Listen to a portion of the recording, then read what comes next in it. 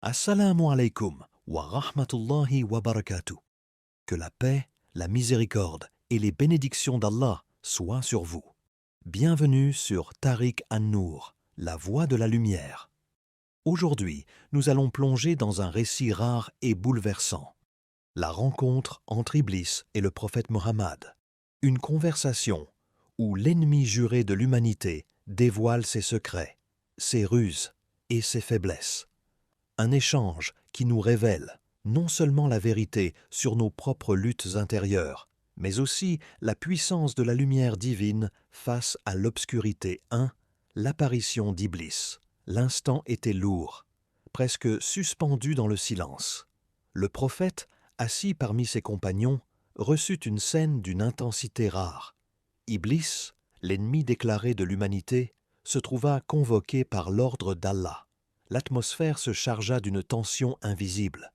Les regards des compagnons s'emplirent de crainte et de curiosité, car jamais ils n'avaient imaginé entendre directement la voix de celui qui, depuis Adam alayhi salam, ne cesse de vouer rancune et tromperie au fils d'Adam.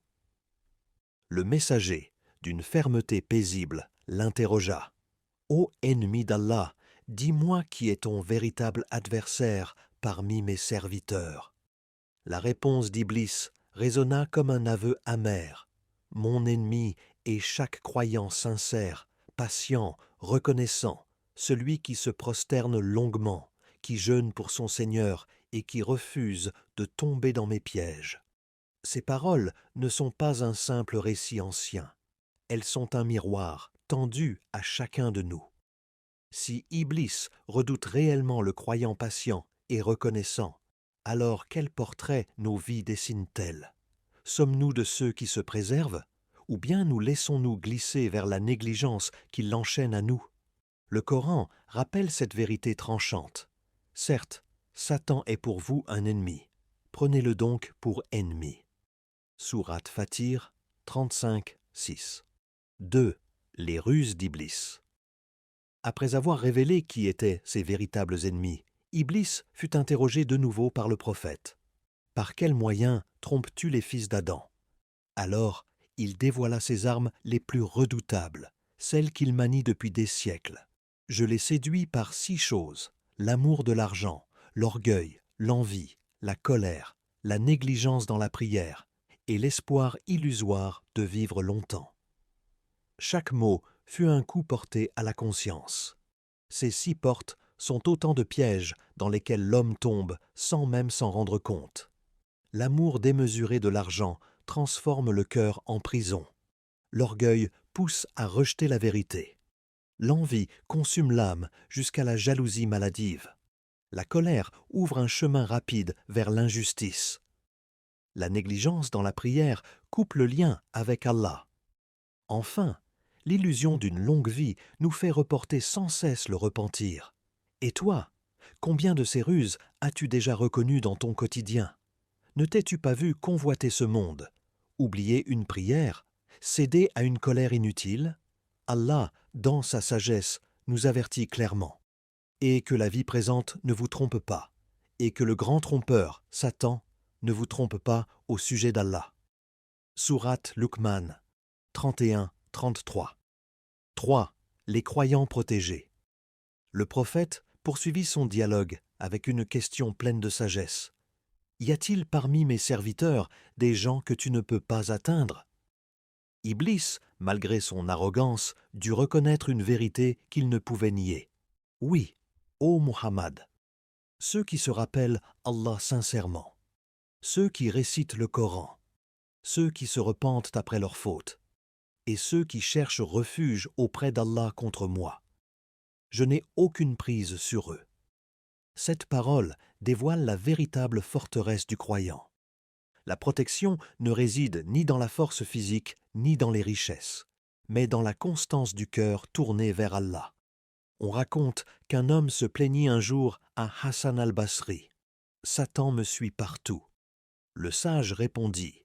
« Alors, tiens-toi toujours dans le souvenir d'Allah, car celui qui se réfugie dans une forteresse imprenable, que peut faire son ennemi contre lui ?»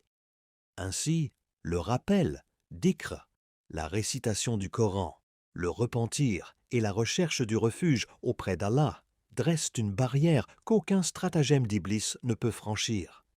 Le Coran vient confirmer cette réalité éclatante. Ceux qui ont cru combattent dans le chemin d'Allah, et ceux qui ont mécru combattent dans le chemin du Taghut. Combattez donc les alliés de Satan, car la ruse de Satan est certes faible. Sourate An-Nisa 4, 76. 4. Le repentir et l'espoir. Avant de s'éclipser, Iblis fit une confession qui dévoile l'une de ses plus grandes faiblesses. Il dit « Tant que l'homme se repent sincèrement, je perds espoir en lui.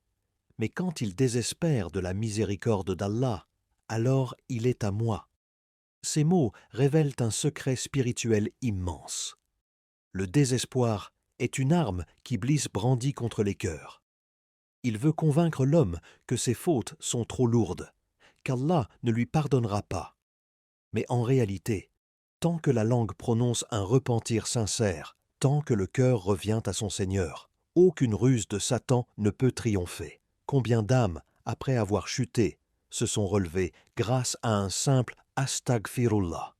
Combien d'hommes et de femmes, accablés par leurs erreurs, ont retrouvé la paix en levant les mains vers le ciel. Et toi, as-tu déjà senti ton cœur se noyer dans l'idée que ton péché était trop grand? N'oublie jamais, ce n'est pas Allah qui ferme la porte, c'est Iblis qui t'en persuade. Le Coran nous enveloppe d'une promesse inébranlable. Ô mes serviteurs qui avez commis des excès à votre propre détriment, ne désespérez pas de la miséricorde d'Allah. Car Allah pardonne tous les péchés. Oui, c'est lui le pardonneur, le très miséricordieux.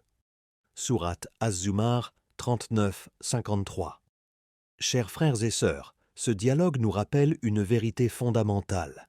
Iblis est rusé, mais ses pièges sont fragiles devant la foi, le repentir et le souvenir d'Allah. Alors, posons-nous cette question. Sommes-nous du côté de ceux qui nourrissent Iblis de leur faiblesse ou de ceux qui l'affament par leur piété et leur constance? Assalamu alaikum wa rahmatullahi wa barakatuh. Que la paix, la miséricorde et les bénédictions d'Allah soient sur vous. Et à très bientôt sur Tariq An-Nour, la voix de la lumière.